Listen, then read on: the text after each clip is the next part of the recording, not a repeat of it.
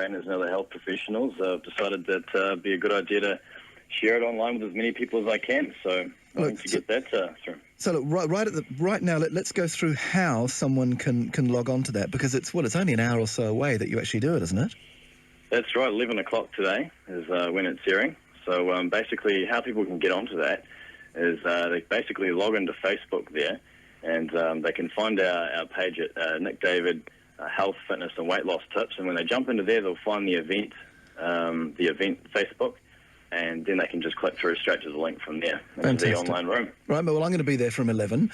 I think I want to ask you a couple of questions on weight loss, Nick, but then if you just take over and give me the things that I need to know. But here's the questions for me is, this time of year, we've had surveys yesterday and today from across New Zealand saying that weight loss is the number one thing on people's minds at the moment. Now, okay, I've watched people many times get interested in weight loss and make some major progress, and then I see them a year later and they're as big as they ever were and as unhappy about it as they ever were. How come? Why doesn't it stay? Yeah.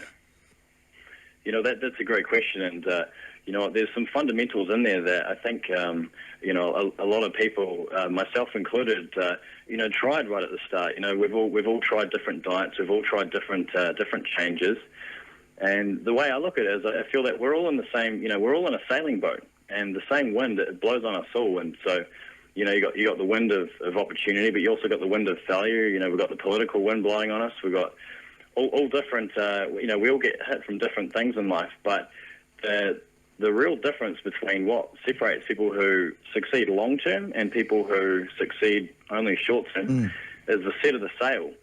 Because if the current statistics are 97% of people fail in their first year at the health and fitness goals, then does it not make sense that... Because if the current statistics are 97% of people fail in their first year at the health and fitness goals, then does it not make sense that something's not quite going right there, and there could be some opportunity there to make some changes? So I was asking myself that same question a good number of years ago, and so what I've found is that there's some key fundamentals that are separating people with the 3% from the 97%. Nick David, give me the key fundamentals. I've got my pencil and paper ready. I want the key fundamentals. I don't want to be that 97% anymore.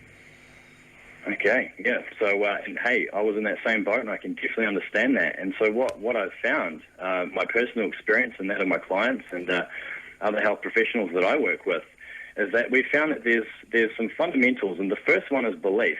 So setting goals. Now, everybody sets goals, right? We say, okay, so we want to lose this amount of weight in this period of time, and we want to get this sort of result. But how strong is your belief when you set that goal? Do you truly believe it? Do you truly believe 100% that you're going to achieve that goal and that you're going to keep the weight off? Well, that in itself can sometimes be a major determining factor for a lot of people's long-term success, because as we go through our life and we try a lot of these different diets and exercise programs and that sort of thing, we find that if we don't continue it, and if we're not having the success, then we build up a habitual series of failures, and so then we end up almost in a way believing that, okay, this is another one of those, I'm not too sure if it's going to happen for me this time.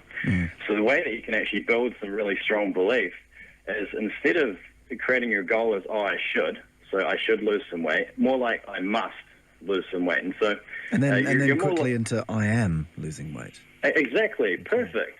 Exactly. So self-affirmation, or basically building your beliefs. So instead of waking up in the morning and going, I should go for that run this morning, even though it's raining outside, I don't really want to,